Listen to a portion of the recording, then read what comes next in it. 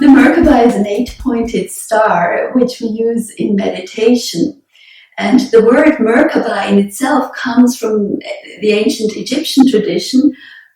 It consists of 3 words, actually, 3 syllables, 3 words. Mer meaning counter-rotating fields of light. Ka meaning spirit. And Ba meaning container or vehicle or chariot. And in Hebrew, the whole word Merkaba means chariot, vehicle, or the throne of God. And through these words, you can already probably see what an important shape, what a powerful shape the Merkaba is. Now here I have one made out of paper and different colors so that we can actually get to understand what it really looks like. The real Merkaba in our field is made out of light. It's completely transparent. The Merkaba consists of 2 intersecting tetrahedrons. When you look at the red shape, that's one tetrahedron with a point up here and 3 points on this level. And the green tetrahedron with a point down here and 3 points on this level. A tetrahedron, here we have a small green tetrahedron. The tetrahedron, tetra means 4, hedron means sides. If the tetrahedron has 4 sides and 4 points, I can hold it with 4 fingers. Each side is exactly the same, which is what we call a polyhedron. Now, in the Mayan lineage that I was taken into of curanderos, I learned something that is called Lightlanguage, which deals with sacred geometry and one of the shapes is a tetrahedron. Lightlanguage speaks about shapes and colors or colored shapes. So the tetrahedron, according to this Mayan lineage, is considered a knife because it is the smallest, it has the smallest volume for its surface area. And that means that these angles here, the angles are very, very sharp, the sharpest you can get in any of these polyhedrons. The knife which cuts. And it can cut away anything. It can cut away things we don't want anymore. Or it can also, like a knife, like any knife, it could be harmful. Now, in this case, the way I like to think of it, the tetrahedrons are cutting through our reality, the reality that we assume is real. So here we have the 2 intersecting tetrahedrons, the red one and the green one, the red one pointing up, the green one pointing down, and they are both rotating. The green one is rotating with the sun, and the red one is rotating against the sun or counterclockwise.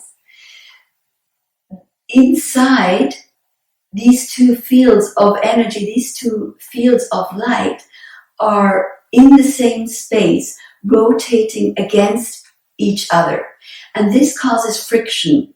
And this friction is, of course, an energy, the energy we use to drive our vehicle of light to go wherever we want to go, interdimensionally or through space, wherever you choose to go.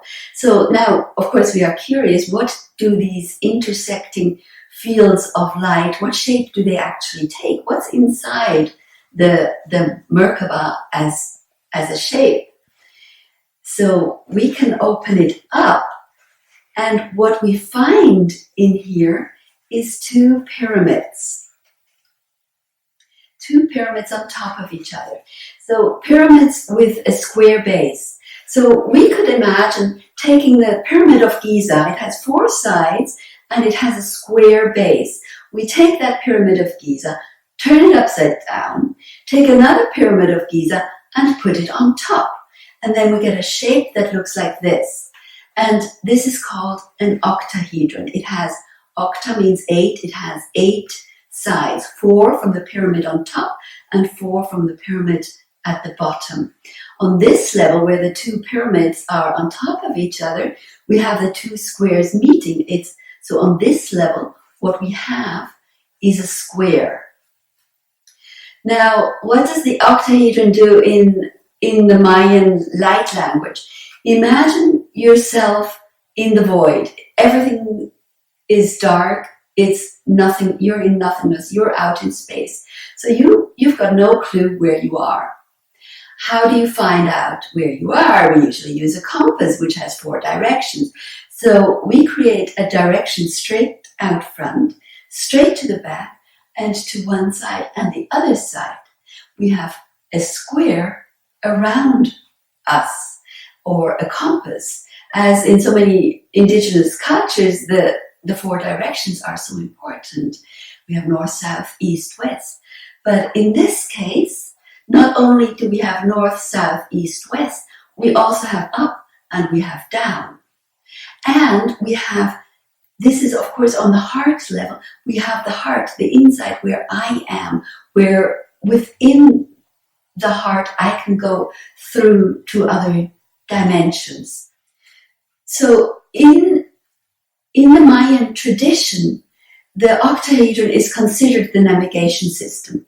It navigates to where we want to go, which is a very useful thing when we have the Merkaba, our chariot, our vehicle of light for our body.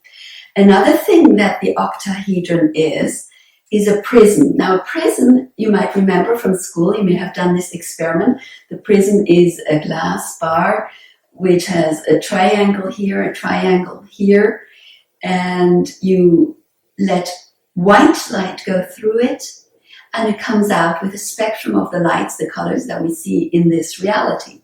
An antiprism, with an antiprism, you rotate one of the sides and then connect the points diagonally. And this is exactly what we have here in the octahedron. I've got one side on top. We've got a point going this way, and I rotate that shape by 180 degrees, and I have a triangle here at the bottom with the point this way, and I connect the sides diagonally.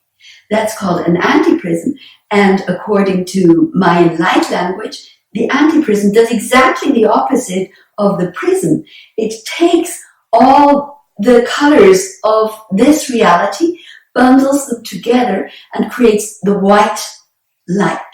We use the Merkaba in meditation, and we created around us these 2 fields of light, intersecting fields of light rotating against each other, and we feel them rotating faster and faster and faster until we take off to wherever we want to go.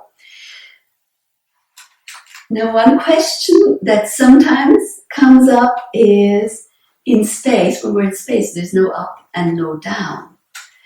And so you could imagine these fields, at the moment we have them rotating this way and this way, you could imagine this being up, or another point being up, and the opposite point being down. And then they would also, of course, be rotating, because they're also tetrahedrons intersecting and rotating against each other.